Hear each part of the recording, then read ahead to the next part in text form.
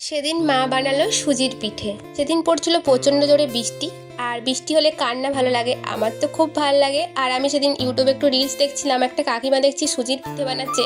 কার কার আর আমার মনটা পিঠে পিঠে করছিল। আমি পিঠে সাধারণত খাই না, প্রায় 4-5 বছর হয়ে গেছে, কিন্তু দেখে মনে হলো ভালো হয়েছে, তাই মাকে একটু আবদার করেছিলাম সুজির পিঠে বানানোর জন্য। তো আমার মাও সাধারণত জানে না, তার জন্য আমার দিদিমাকে কল করে জিজ্ঞেস করে আর তারপরে বানায়। তো প্রথমে ময়দা আর সুজি দিয়ে একটু মিক্সড করে নিচ্ছিল ভালো করে। তারপরে আমি যেহেতু রাতে পড়াই, সেদিনও সবাই পড়তে চলে এসেছিলো, তো আমিও পড়াতে বসে গেছিলাম। তারপরে আমি একটু মাঝের ফাঁকে গিয়েছিলাম, দেখছিলাম মা কি করছে, দিয়ে দেখছি পিঠেটা ভাজছে, বাট হচ্ছে ওরকম।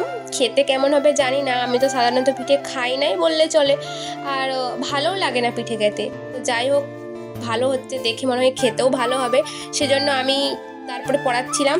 এখন বাজে প্রায় 9টা মতো। তাদেরকে আমি ছুটি দিয়ে প্রায় রীতিমতো নিচে এসে দেখি পিঠে সব হয়ে গেছে। সেজন্য আমি বলি আমি কেন আর বাকি থাকবো, খেতে শুরু করে। এটা তৈরি হয় ময়দা, চিনি আর সুজি দিয়ে মিক্সড করে ভালো করে পাল্টা পাল্টা করে, তারপরে তেলের সঙ্গে দিয়ে দাও, ভেজে হয়ে যাবে তৈরি।